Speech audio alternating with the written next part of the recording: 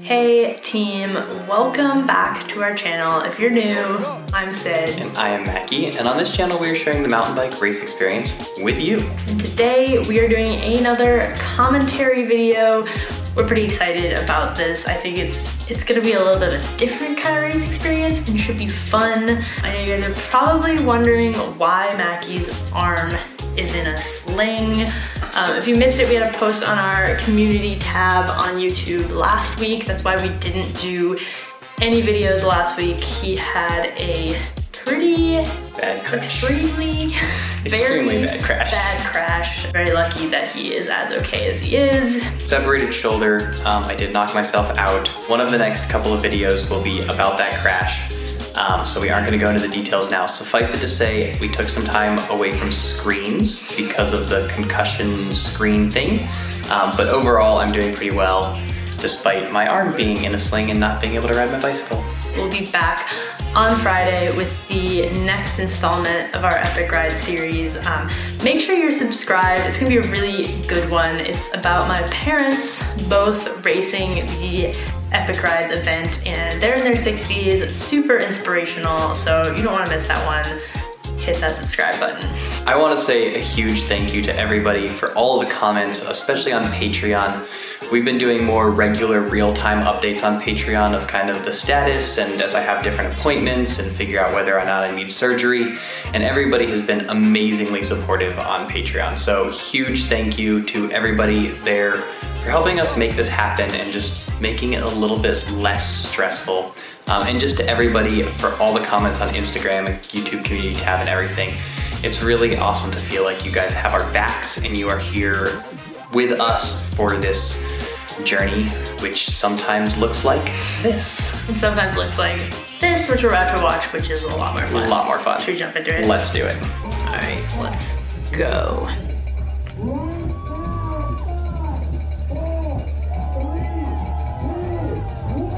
And they're off. Go. Oh my God, what chaos right off the bat. So this event is, I mean, to be honest, it's barely a mountain bike event. Like, it's a road criterium on mountain bikes, but before you're like, ooh, I'm out of here, I don't like road bikes, I think it's a pretty entertaining format to watch. Like, I don't know what that was. I think I said on your right. On your right. Basically, Yeah. You're trying to avoid getting taken out by a bunch of other mountain bikers who also are probably not that comfortable riding their bikes on the road at high speeds.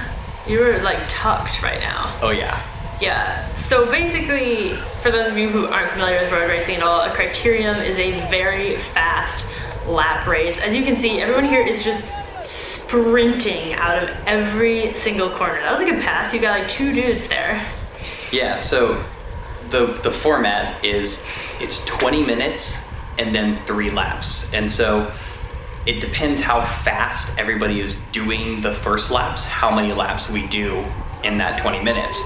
And it seems a little ridiculous because we're doing the same lap over and over, but there's a lot of tactics that come into this. So you'll see here that like people will bunch up. Like this actually went pretty smoothly through this left-hand corner for the first time, but a lot of times people will hit their brakes at the front, and then back where I was, which is sort of mid-pack, we'd like bunch up with them, and then they would sprint off the front, and then we'd like get dropped and we'd have to catch back up, and like it's crazy. Yeah, it's definitely intense, and there definitely is like a skill component here, like cornering.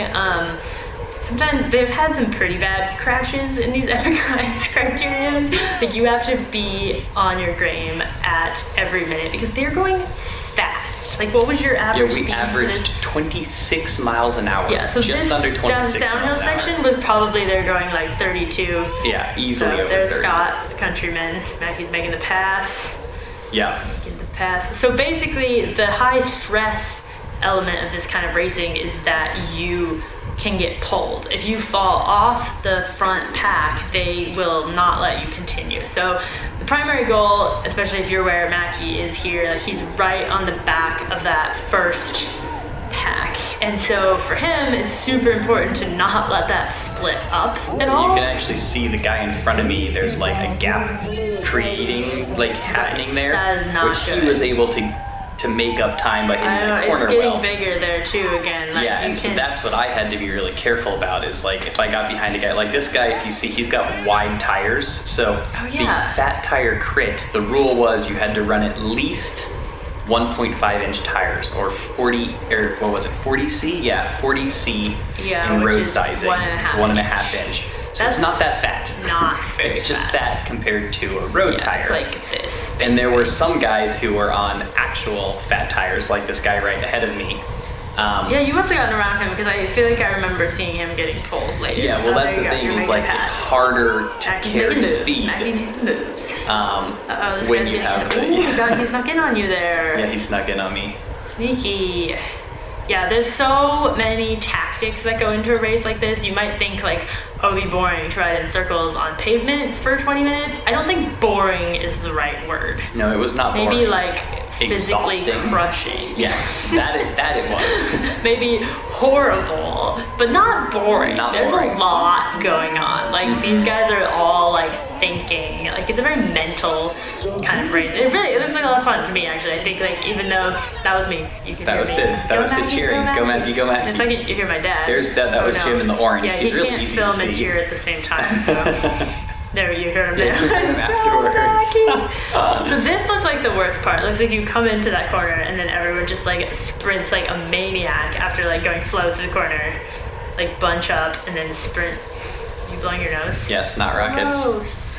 I think actually the worst part, because like this corner was kind of fun because you got to go really fast.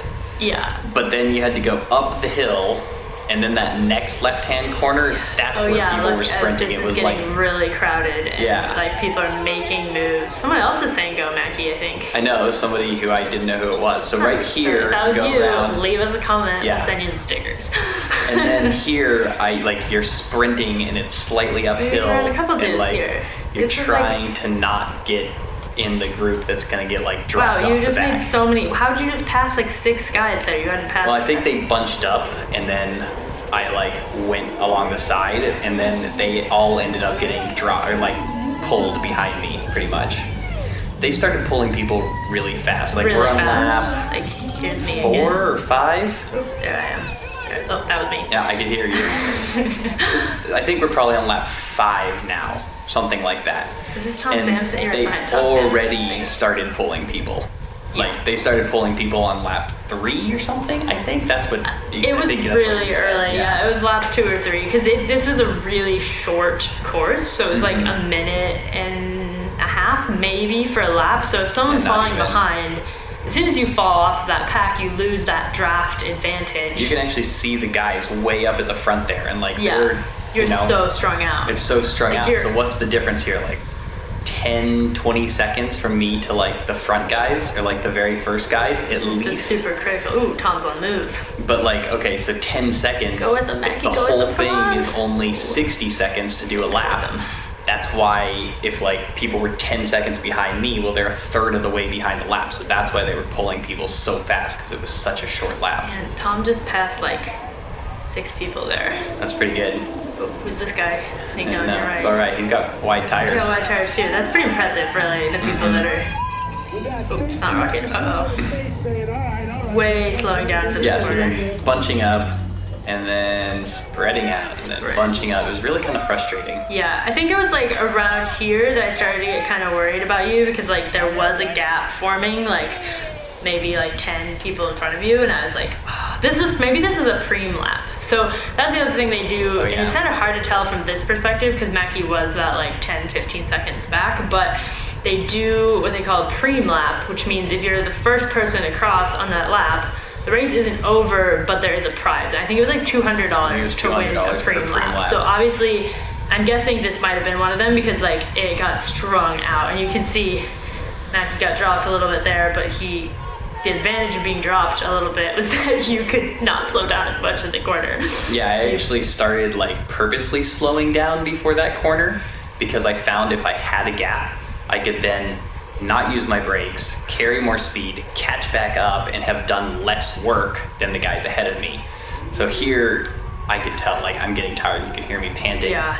And there's a little bit of a gap there, but I was like, I can't lose those guys. I have to. And then here, I was like, oh, I can sit up because I know they'll bunch up in the corner and I'll be able to go through the corner more efficiently. Yeah. So you see, there you go. I was still nervous at this point. I was like, oh, he's like dangling off the end. Yeah. Because you're doing a lot more work at the end of this pack. That was my dad.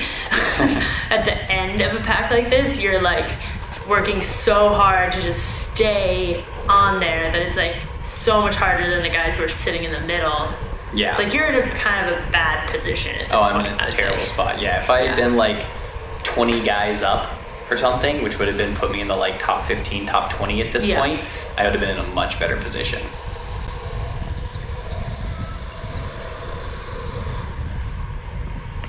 Yeah, I mean, this is a pretty like rough position that you're in right now strategically. Like you're just trying to survive. And that's the downside of not having raced any of these events for 7 years or something. You gotta get around these guys. Do you get to go? Do you go with him? Yeah, so you can see there's a big old gap there, and this guy came by and didn't want to get dropped, so I was like, this guy's I'm working going hard. with Who you. is that, I wonder? I don't know. Yeah, well, he just saved your butt. Yeah, I mean, I probably would have done that work if he hadn't, but I'll always take a free ride back up to the group if I can. And then you guys are why wouldn't you? Closing in here a little bit. Yeah, so I think that's probably like the hardest part with a race like this, unless, like if you are at the front of the pack, the hardest part is obviously like strategizing and trying to win and all that. But like assuming you're where you're at, which is like you are strong enough to ride this pace, but you didn't get a call up, you're starting at the back, you just have to hang in there essentially. Basically just have to destroy yourself the entire time. Exactly. And hope that you don't like make a mistake and go too hard to close a gap like this and then go out the back, you know? All go off. Yeah, and like hopefully this next lap isn't a preem lap, right? Like you don't know when a preem lap is gonna come. So if you bust your butt to catch up to the group. But then they actually all bunched up. Like I'm actually about to hit the front. So I was like, oh, I guess I could have gone a little slower and I would have ended up like catching up to them. But like you never know that. You never know. It could have been like the next lap was a preem lap and all of a sudden everyone takes off just as soon as you make contact. And that's like, you're gonna have a hard time. So we did do a video about this race. It was the last video we posted before this happened and we took a week off. So if you haven't checked that out after you watch this one, you should definitely go check it out.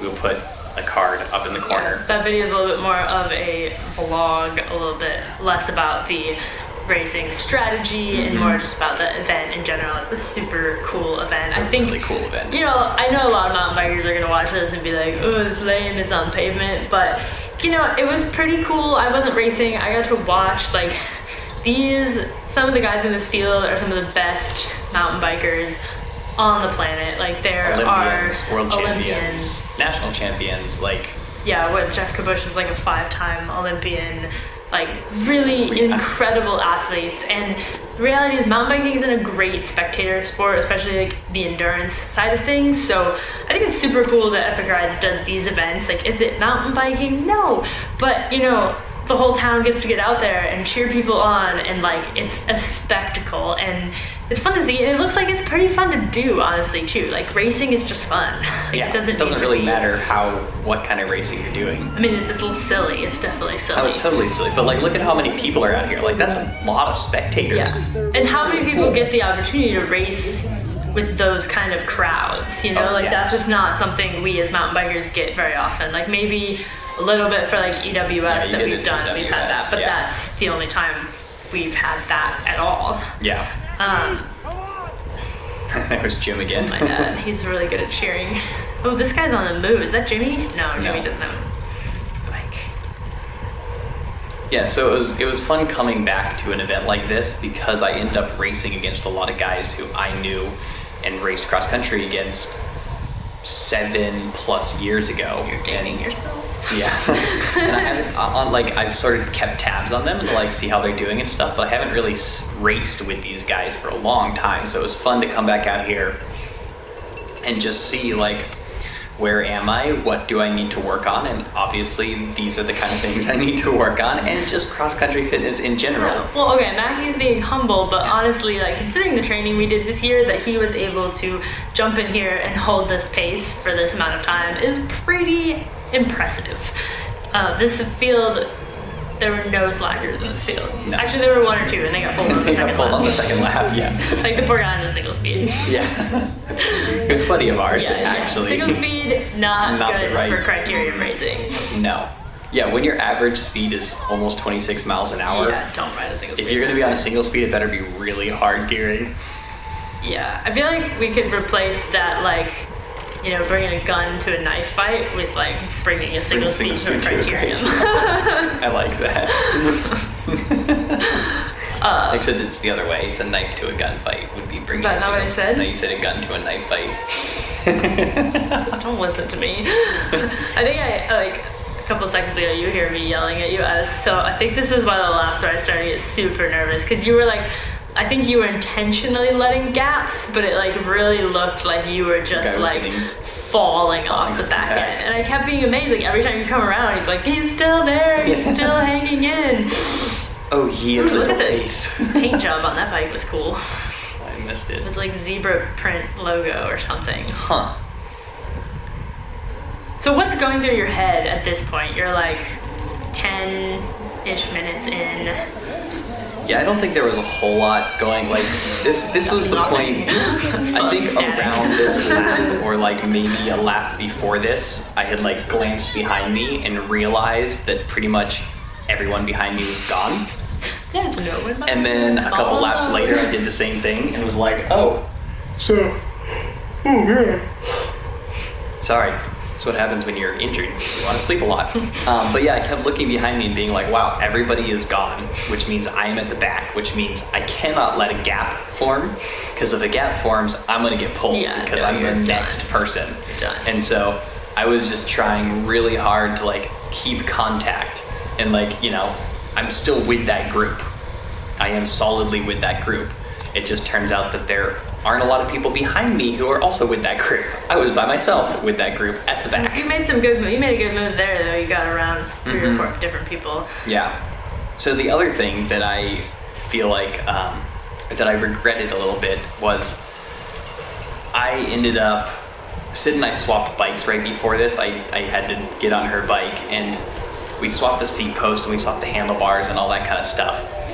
What we forgot to swap was the crank, and I didn't really think about it, but then in the crit here I realized I was on a 32 tooth front chainring and I'm used to a 34 tooth, and with average speeds of like 26 miles an hour, I was definitely spun out. And so I think I would have been able to, like, on some of these accelerations when like people were taking off, like right here for example, if I had been on a 34 instead of a 32, you can see, I could have like accelerated and gotten around a couple people instead of just like barely holding on to them. Yeah.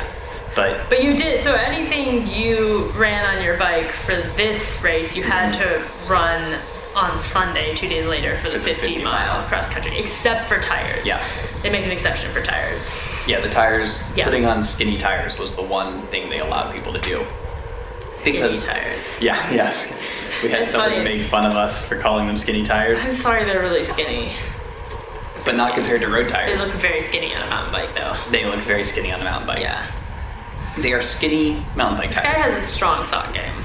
He does have a strong sock. I think that whole team has strong sock game. Yeah. I had a strong sock game going on too, but you guys can't see it. Macky I had neon yellow socks so that Sid could recognize me. Yeah, because the rest of his kit was black. So. Yeah, I was in all black. I still missed you. There were like 2 laps where I was like, oh, Macky must have imploded and gotten pulled. Like this guy, he imploded. He imploded and is about to get pulled. I mean, I don't know, maybe he was like, it's not worth it, I'm stopping. You're like, he just stopped. It's just like, it's so hard to watch this, because like watching it, I'm like, come on Macky, you can sprint past all these guys, like come on, come on, come on. But like, when you're in it, you're like, I'm dying. Yeah, and knowing that, like how fast your average speed was, I just know that you're going like absolutely all out, like completely Oh, come on. Sorry, my computer did a weird thing. Yeah, I just like can't imagine how hard this was at that point. Like it just must have hurt so bad. Yeah, definitely. Every time I would go by Sid, she'd be like, "Come on, now's the time to go get them." I'm like, "You don't understand what is happening here. Moment. Like, this is my moment to not die and not get knocked off the back. That's the extent of what this moment is." Yeah. So pretty quickly, like your strategy was just like to hang on, basically, and not let too big of a gap. Here. Yeah, so they just said 6 laps to go, which they must have calculated, like, how fast are these guys going? How many more laps will it be until they hit 20 minutes? Apparently it was going to be 3 more laps. Oh yeah, so the gap was forming there, and I was like, I can't let that happen, I have to go. And that was definitely the moment where I was like, oh, come on, like just 6 laps to go, like surely you could get it. And there was this huge gap, and I was like, they're going to pull all of them. And then like the next you came around, like you did close it. And I think that is what's kind of cool about this sort of short loop racing, whether it's Criterium or short track, is that stuff happens fast. Stuff does happen things can change really fast. Whoa, that guy also just gave up. And I was like, I am not giving up. That's like pretty impressive actually. Like I see some mental fortitude there that you were like, I wanted to finish this race. I want to finish this race. Like I did not want to get pulled. And I think that takes a lot of mental strength because, like, you know you're not gonna win at this point. Like, you're not gonna get to the front. But it's all about just doing, like, the absolute, like, best that, you know, you can do. Yeah. A little backstretch there. Yeah. Well, it was another one of those ones where, like, I was right at the back. I was pushing hard to, like, stay with the group. And then I think the group slowed down a little bit and bunched up, so, you know, that sort of saved me. Yeah. And, you know, you always wonder afterwards, could I have held on? Like, would I have survived? Or was I, like, if they had accelerated, then was I done? Or would I have been able to, like, dig a little deeper and find something else to stay? I mean, you never know. I think the lesson, though, is more that, like, you should always try because that opportunity might arise. Like, that other guy who pretty much gave up, like, maybe if he had gone as hard as you did and then they all bunched up, like he would have stayed on, you know, but he was like, they're going away, I'm done. So I think the lesson is definitely like it ain't over. Right, it's till it's over. You keep trying until they pull you off. Yeah. You know? I watched the women's race right before this. I wasn't able to race because I was still recovering from my broken hand at that point, but there were definitely like a few women that went off the back. Like there was no way they were closing this gap, but they weren't pulling them, and I just like watched their faces go like, you've got to be kidding me. They're like around like the next lap, it's like I am like 300 meters off, and they're like, sure, do another lap. Like, no. They're like, but I want to get pulled. You know, there was one girl that I was like, that was good cheering for my dad. But you could tell she had like she was like, I'm gonna give it my all to the finish line and then I'm gonna be done. And they were like, no, and then they go another lap. That's funny. Oh man. All right, so I think we're at 4 laps to go. Yeah. And this was got where nuts around this time. Yeah, things, you know, I can't remember. I think they already did their 3rd preem, 2nd preem. I think there were 3 preems. Yeah. So I think they might have been first lap and 2 preems. And 2 preems, was that what it was? Yeah, I think so. Okay. I think they've done all the preems at this point. So now it's like, can you make it on till the end? And you can tell the guys. Hey, this guy came back, actually. Oh, he did come back. How did he pull that off? Wow. I guess because it bunched up so much. I guess so. Yeah. So the guys at the front, at this point, like 3 laps to go, they're beginning to try to like sort out within themselves who's going to win. So they're attacking and then coming back and then attacking and then coming back to sort of try to blow each other apart, which makes it really hard for us being a little farther back in the pack, because every time they attack and everybody else accelerates, we have to accelerate. But then when it bunches up and then they attack again, like there's the rubber band effect where it gets like a bigger and bigger gap, and at the back you have to work harder and harder to stay connected to that group. So that's what's happening here. Correct to say that everything towards the back is like magnified, so like when they slow down, you have to slow down even more in the back. So when they speed up, you have to speed up even more in the back. That's a good way to put it, yeah. Like you can see here, okay, we're all bunched up. Well, the guys at the front are then able to speed up and hit that corner really fast, but we're hitting brakes. You can hear brakes going, ee. We're hitting brakes back here, which means we have to pedal harder up the hill than they did to maintain, to stay connected to that group. So in a race like this, your goal is stay You're making as moves. Close to the front as you possibly can. Thought you were making a move, but Yeah, I thought about making a move. Thought about it. And then I didn't. You're like, no. I couldn't. Well, I think it's hard because at this point, you're probably thinking pretty conservatively too. You're like, oh, I could go for it, but like, and be like 15th or hold. Or explode. Or I Okay, could so just 2 laps to go. Just hang in here and like definitely finish, so. And that's the thing is like I could attempt to go up, but honestly, like everybody's going now. Everybody is pushing as hard as they can on these last 2 laps to see what spots they can make. So I was like, I'm not sure it's worth completely destroying myself right now to, like, what's the benefit? Yeah. And I was exhausted. Let's be real. I maybe didn't have anything to give to try to go even farther forward. Yeah, it bunches up again. Yeah, so that's like really the front end of this pack is probably being super tactical, and that the guys who are good sprinters are probably trying to like slow it down a little bit. Everyone's like trying to get somewhere where they have a whole shot and like just be in the right position when they come around that final corner. So that like it may not it doesn't necessarily mean like the last lap is gonna be the fastest. Like if you've got like 3 guys off the front who all think they can win in a sprint, like they're not going to be going hard on the backstretch, basically. Yeah, they'd rather everything slow down so that they can accelerate and sprint it to and the they have a finish. lower cover. All right, last So at lap. this point I was like, I'm going to make it. I get to make it to the finish. Woohoo! Now can I, do I have anything left to try to get cool a little bit farther up? I don't remember.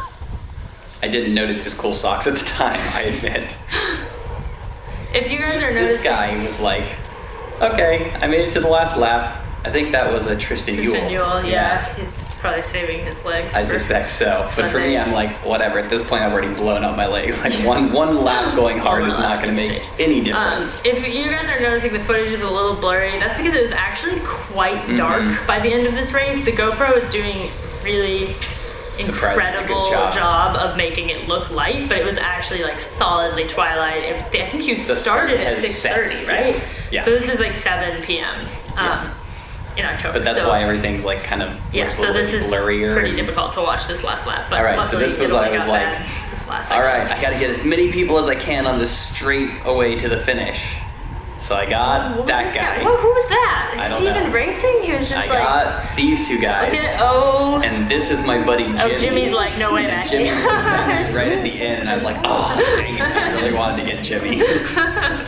He's like, nah, not today. Yeah. Awesome. Nice. Well, cool. I hope you guys enjoyed that. I enjoyed watching it. I watched it in real life, but it is definitely a little different to watch it like from your perspective. To realize all the gaps that opened up and closed that you weren't even watching. Like a little stressful to watch the perspective because you're like, I know how hard you were going. I was dying. And it's like, and the like level of intensity of that entire field is really amazing. Mm-hmm. Unfortunately, my power meter decided the battery died, so I was not able to get power numbers from this, which is disappointing because I think they would have been really high. Make sure you're subscribed. As Sid mentioned at the beginning, the videos on Friday and next Tuesday are both also from this weekend's events, and they're really good. We're really excited about them. So hit the subscribe, hit the bell notification or the bell icon so you get notifications. And until next time, don't forget, be more awesome.